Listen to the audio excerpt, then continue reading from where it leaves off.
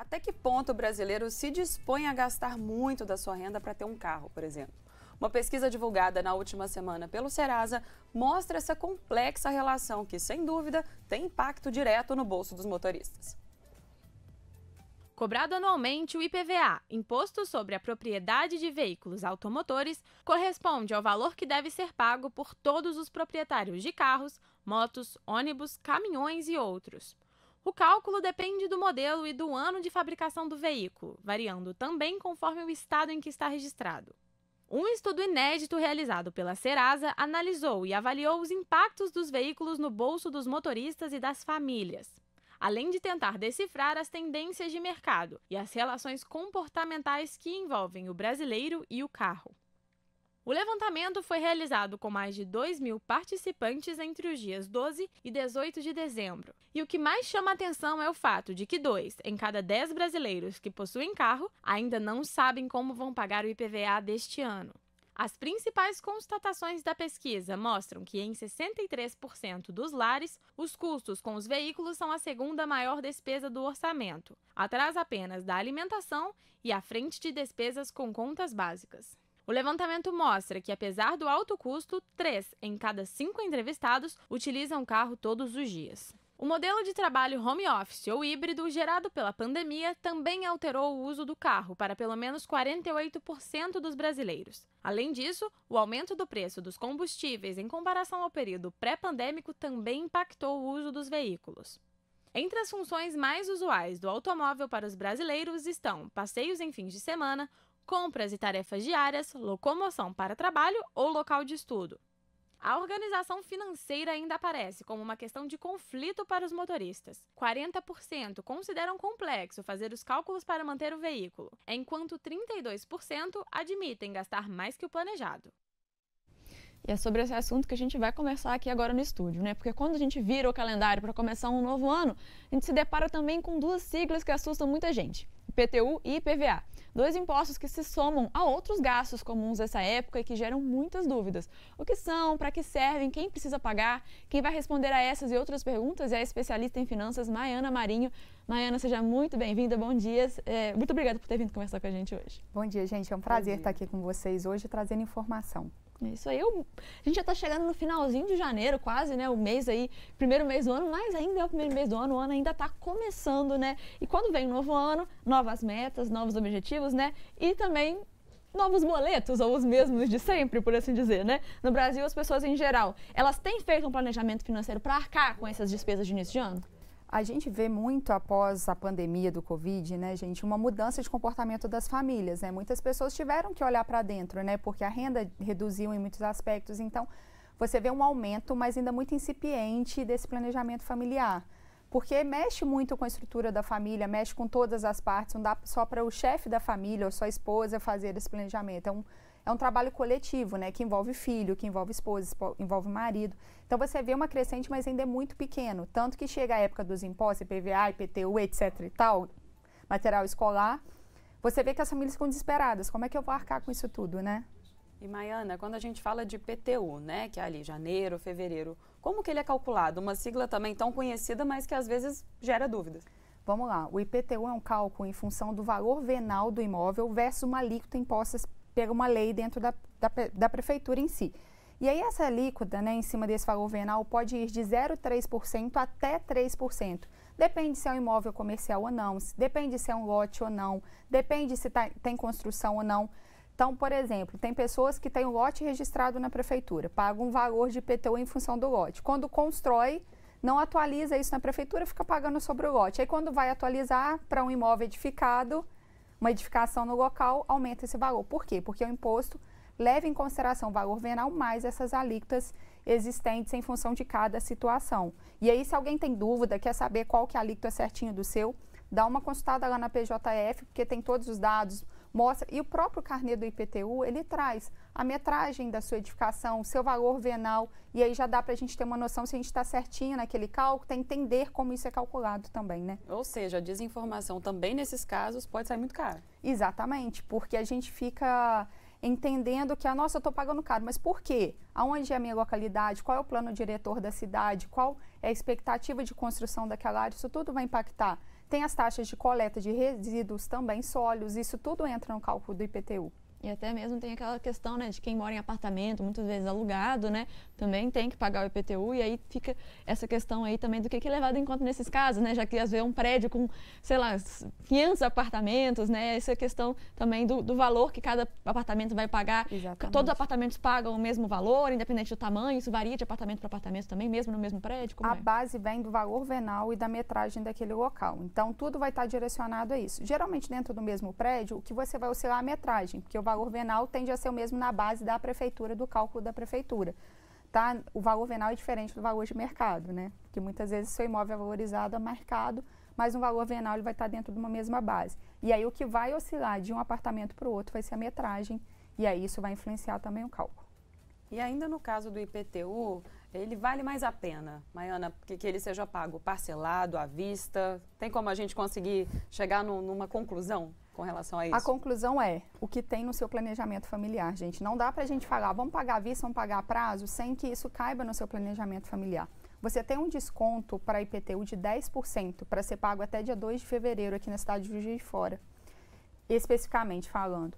E aí, vou pagar à vista, vou aproveitar esses 10%? Primeira decisão. Eu tenho recursos financeiros para quitar com isso à vista? Porque é um desconto relativamente bom, 10% de desconto. O mercado não está fazendo o seu rendimento te dar 10% de rentabilidade. Então, assim, se eu tenho dinheiro, meu dinheiro não tem guardado, ele não vai me dar 10%. Vamos pagar? Mas isso tem que caber no planejamento. Então, agora eu vou começar a fazer o planejamento do ano? Não, já era para ter começado. Vamos pensar assim, lá em outubro eu já era para estar fazendo, entendendo meus gastos. Então, a decisão do à vista ou a prazo passa primeiro por esse aspecto, eu tenho dinheiro, isso vai ficar investido ou não? Não, não tenho dinheiro, vou pegar um dinheiro para poder pagar à vista o IPTU. Nunca façam isso, porque tem uma taxa de juros e a gente sabe que juros está em alta, inflação em alta, então o mercado não está um mercado para você pegar dinheiro externamente, né? E aí a terceira questão é, eu consigo arcar com isso, eu não tinha um planejamento, mas eu tive uma renda extra de férias, por exemplo. Muitas famílias tiram férias em janeiro, aí recebem um terço de férias, e eu vou usar isso para quitar o meu IPTU. Ok, façam, mas lembrando que quando você volta de férias, você não tem aquele salário naquele próximo período de tempo, então você tem que se planejar para isso também. Até mesmo tendo dinheiro para pagar à vista, né, Mari? Às vezes isso vai te complicar em outras contas, então de nada adianta você resolver um problema e criar outros 3, 4. E aí, para resolver o planejamento familiar, a gente precisa desenhar o que está no nosso orçamento, o que tem de gastos naquele período de tempo, o que cabe, o que não cabe naquele orçamento, principalmente famílias que têm filhos, né? Porque a gente também entra uma leva de coisas no início do ano que levam a outros gastos. A gente vai falar desse assunto daqui a pouquinho, inclusive. Mas agora vamos falar do IPVA, né? Porque a gente viu aí, né, no início do bloco, né, sobre a questão de que muitos brasileiros não sabem ainda como vão fazer para pagar o IPVA, né, com o imposto sobre os veículos, né? E aí vamos tentar ajudar o pessoal, né? Quem aí está na dúvida de como que vai fazer para pagar, é mais vantajoso nesse caso? À vista, parcelada, diferente do IPTU, é a mesma coisa, como que é? A regra financeira é a mesma. O que a gente tem de diferente no IPVA? O desconto é menor. No IPVA a gente tem um desconto de 3% para pagamento à vista. Mas aí vale lembrar um pequeno detalhe que em Minas Gerais o governo lançou aquele programa Bom Pagador, não sei se vocês conhecem, que é um programa que quem nos últimos 2 anos pagou IPVA em dia, na data correta, sem deixar nenhuma parcela em atraso, pagou as taxas todas nas datas previstas, você ganha 3% de desconto em cima do seu valor inicial. Então, o seu IPVA já entra com um desconto de 3%, e aí se você vai pagar à vista, você ganha mais 3%. Então, chega numa taxa de 5,9%, 5,92% mais ou menos de desconto. Passa a ser um desconto relevante. Se você não foi um bom pagador, você vai ter só os 3% de desconto à vista. 3%, estou com dinheiro parado, não tem, estou deixando meu dinheiro na poupança, que é a pior rentabilidade da face da terra, vamos falar assim. Então, vale a pena pagar à vista, né? Agora, eu vou deixar numa renda fixa, e aí me dá uma rentabilidade em 3 meses, maior que 1% ao mês, uma conta muito crua. Ah, não, vamos pagar a prazo. Ou não, conseguir uma rentabilidade maior do meu dinheiro, ao invés de deixar o dinheiro, vamos pagar à vista. Então, tudo é uma conta do que cabe no planejamento e se você tem uma lógica de investimento, né, gente? Porque muitas famílias também não têm a lógica. Muita gente deixa o dinheiro na poupança ou não tem a lógica do deixar investir em alguma coisa que te dá rentabilidade um pouco maior. Então, o IPVA vem muito disso. Agora, é importante que as pessoas se atentem que você tem um período de tempo para se planejar para o IPVA, porque ele começa só em março, né? Deixa eu dar uma coladinha aqui. Ele começa a primeira parcela com as placas 1 e 2, dia 13 de março. Então, você tem janeiro e fevereiro para dar uma organizada. Querendo ou não, dá para pagar IPTU, dá se programar para as questões escolares, outros gastos da casa, e aí sim começar a pensar em IPVA. E Maiana, ainda falando de IPVA, né, como você colocou muito bem agora, cada parcela ela tem a data de vencimento que varia de acordo com o final da placa. Para quem ainda tem alguma dúvida sobre essa data de vencimento, onde consultar? Site do Detran. Toda consulta Detran MG. E muito cuidado, gente, porque existem vários sites fakes, então muito cuidado na hora de fazer essa pesquisa. Saíram várias fake news sobre impostos e taxas de IPVA no início do ano, então entra no site do Detran MG para você ter acesso à informação que é do IPVA do nosso estado. Então, recorrendo à fonte confiável, né, a gente não dá margem para nenhum golpe. Exatamente. Ainda falando sobre IPVA, né, a gente sabe que o estado de onde é o nosso programa, que é Minas Gerais, ele tem uma data diferente, né, e acontece antes do vencimento do resto do Brasil. Vamos falar um pouquinho sobre isso? Vamos sim. Cada estado tem autonomia para definir regras do IPVA, regras de quem tem isenção do IPVA, regras das alíquotas, quanto é o valor do IPVA em função do carro que tem. Então, Minas Gerais é um estado que tem uma alíquota diferenciada, tem regras de isenção diferenciadas. Quando você vai fazer pesquisas, né, a respeito de IPVA nas mídias, você encontra Acre com situações diferentes, São Paulo dentro de um grupo diferente de Minas. Minas quase que parece isolado com as regrinhas próprias dela. Por exemplo, em Minas, a gente tem uma alíquota de 3% sobre o valor do carro, o valor venal do carro. E aí, por exemplo, muita gente deve ter se assustado nos últimos, de um ano para cá, porque você teve aumento assustador no IPVA e você teve aumento assustador no seguro dos carros. Por quê? Porque a gente teve, pós-pandemia, uma escassez de carros novos em função de peças que faltaram. E aí, o que você tem no carro antigo? Uma valorização enquanto se esperava uma desvalorização. Então, havia uma tendência de todo mundo esperava um IPVA menor, um seguro de carro menor, e você tem ao contrário. Então, isso também pesou nos bolsos, né, das famílias também. Então, Minas tem regras diferentes. Hoje, Minas é em torno de 3% do valor venal do carro, tá? E aí você tem valores cada vez maiores, porque você tem uma valorização do carro usado na atual conjuntura de mercado. Ou seja, o que comprova ainda mais a necessidade de um planejamento, né? Exatamente. Porque não tem como a gente se antecipar diante de variáveis como a pandemia. Então, assim, ter o planejamento ajuda muito. Exatamente, são variáveis que a gente não vai controlar e você tem uma instabilidade econômica também, inflação, isso tudo vai influenciar diretamente no nosso bolso e no nosso poder de compra, né, gente? Agora a gente vai falar sobre alguns outros gastos que tem nessa época do ano, mas para o pessoal de casa que ainda tiver alguma dúvida aí, né, sobre o IPVA, sobre o IPTU, ainda dá tempo também de mandar para ser respondida, né, enviar para o nosso WhatsApp, para o nosso Instagram. A gente vai falar de outros gastos, mas se você ainda tem dúvida sobre o IPTU e o IPVA, ainda dá tempo de mandar para a gente. E agora a gente vai falar sobre matrícula escolar, né? A gente falou um pouquinho, né, deu uma adiantada no bloco anterior, que quem tem filhos, né, realmente tem que se preparar ainda mais, porque início de ano é um período aí que tem ainda outros gastos, né, e uma delas é a matrícula escolar, né? Até porque, além das mensalidades normais das escolas particulares, algumas também cobram a taxa, né, essa taxa no início do ano, a taxa de matrícula. E aí, que dicas que você dá, então, para as famílias se organizarem nesse sentido? Se antecipar. Vou te dar um exemplo próprio, pessoal meu, porque eu tenho uma filhota também, em matrícula escolar. Quando é setembro, eu já estou começando a negociar a rematrícula da minha filha para janeiro. Para quê? Para que a gente consiga, né, melhores negociações com os colégios, consiga, às vezes, solicitar um parcelamento se você não tem dinheiro para pagar essa matrícula à vista. Então, a dica é se antecipe. Se você tem certeza que seu filho vai ficar naquele mesmo colégio, ou você já está olhando um novo colégio para o seu filho, se antecipe essa posição. Não deixe para janeiro para quitar tudo, que a gente já sabe que é um período que vai pesar no seu orçamento familiar. Então, se antecipe. Setembro, já comece a fazer essas negociações. Talvez você consiga melhores preços nos colégios. Muitos praticam preços especiais para rematrículas antecipadas, né? Então, comece essa negociação antes para que isso possa facilitar o seu orçamento familiar. Até porque é interessante para todo mundo, né? Para o colégio. Exatamente. E para quem. Exatamente, uma certeza para o colégio, daquele número de alunos que ele vai ter para o próximo período de tempo, e para a família é caber melhor no seu orçamento familiar. Até porque a gente sabe que entre novembro e dezembro entra 13º, talvez isso é um gatilho para que as famílias consigam dar uma relaxada dentro do orçamento da família, ter uma entrada de recursos maiores, né? O que não dá é para brincar com o orçamento, não dá para fazer o que não cabe no seu bolso. Ainda mais quando a gente fala também de material escolar, né, Maiane, que não é nada barato. Você tem também alguma dica nesses casos? Alguns pais, eles acabam fazendo até compra coletiva, né, de material escolar para conseguir um preço um pouco abaixo. Qual dica que você dá em relação a isso? Dica que eu dou, primeira delas, envolva o seu filho no processo de compra. Para quê? Para que a gente... Aí vocês vão falar, mas você está falando de compra? Eu falei, para que ele entenda o que cabe no orçamento da família, para que ele desde cedo entenda o que é um orçamento, entenda o que ele pode gastar, o que ele pode consumir daquele material. Porque, mas se a gente levar a criança, ela vai querer tudo do melhor, aquele mais caro, a boneca, o lápis da Barbie, a mochila da Barbie, tudo daquele tema, por exemplo. Mas ensine para ele o que cabe no orçamento familiar naquele período de tempo. Então, a primeira coisa, leve seu filho. E já começa a educação financeira, para começar a educação financeira desde cedo. Segundo, faça pesquisa de preço, né? Porque, às vezes, no centro da cidade, um exemplo bobo, você tem várias papelarias. Você consegue ali fazer uma pesquisa e comprar uma coisa num lugar, outra no outro. E aí vai pipocando, mas cansa andar? Não, mas ali você está, talvez, reduzindo sua taxa de compra de matrícula, né? O quanto você está investindo naquele recurso que é caro, a gente sabe que é caro.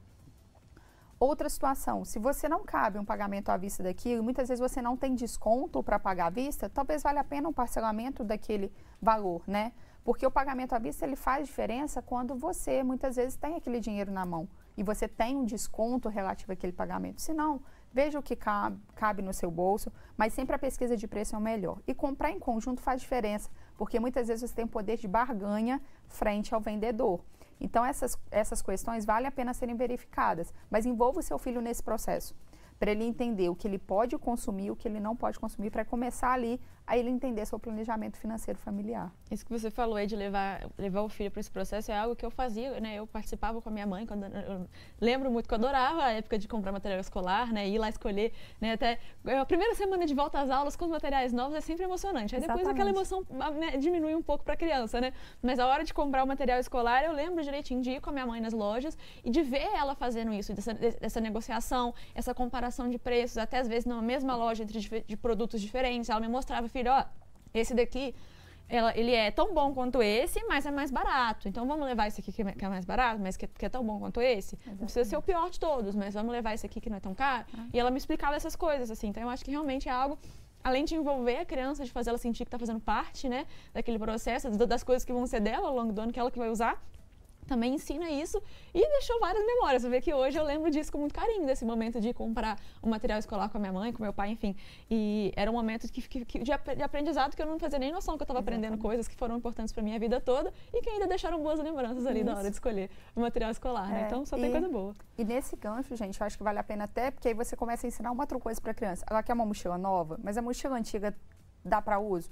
Olha, se eu puder doar, que eu posso doar para alguém que uma situação carente, etc e tal. Se não, você tem hoje na cidade diversos brechós que compram coisas usadas. Então, uma forma até de trazer receita para dentro da família. Você quer trocar sua mochila? Então, vamos tentar fazer uma negociação, vamos tentar vender sua mochila antiga, ou se a gente tem possibilidades em casa, né? Vamos doar para alguém que precisa, até para a criança exercitar o processo de desapego também, né? Uma situação que gera várias possibilidades de aprendizado. Vários ensinamentos familiares. E é preciso também ter atenção a alguns itens que são pedidos pelas escolas, como materiais de escritório, higiene, limpeza, por exemplo, que são proibidos, né, de constar na lista segundo o PROCON. O que a pessoa deve fazer caso elas vejam esses itens proibidos na lista? Eu falo que sempre a primeira negociação é com a parte interessada, que é a escola, né? Falei, olha, existe uma regra, existe uma lei que proíbe, etc e tal.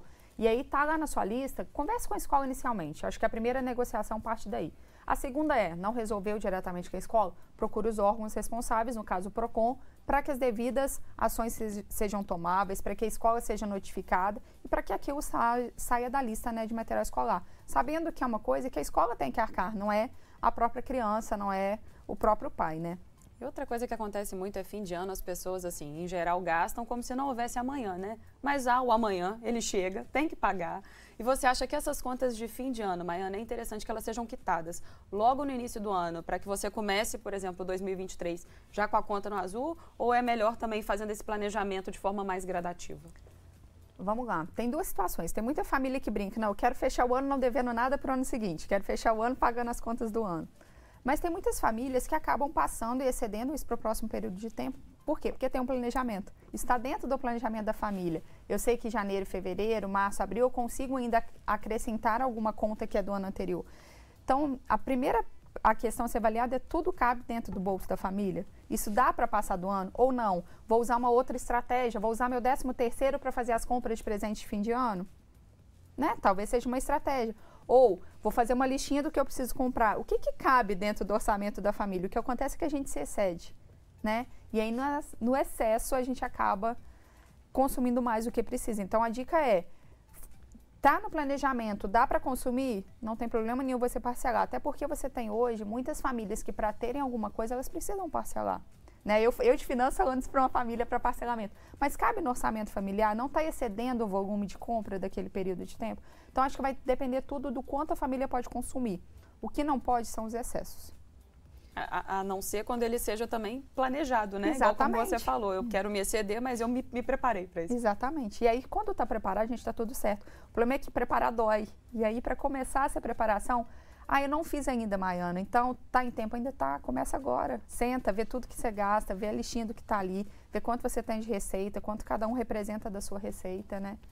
E aí, bora pra frente. E em janeiro também é um período que muita gente aproveita para tirar as férias, seja para coincidir com as férias escolares dos filhos, seja para, às vezes, emendar com o recesso de fim de ano, né? Mas também é preciso ficar atento nesse sentido, já que as férias são descontadas do salário do mês seguinte. Então, que dica que você dá para organizar as contas, levar essa renda que talvez será menor em consideração? Quais as dicas aí? A dica é, sempre quando a gente recebe férias, a gente recebe o valor antecipado do período seguinte. Então, esse valor ele não pode entrar para o orçamento da família, tem que ser guardado. Por quê? Porque ele é o meu salário do próximo período de tempo. Recebi férias, vou consumir tudo. Tudo que caiu no meu bolso é meu.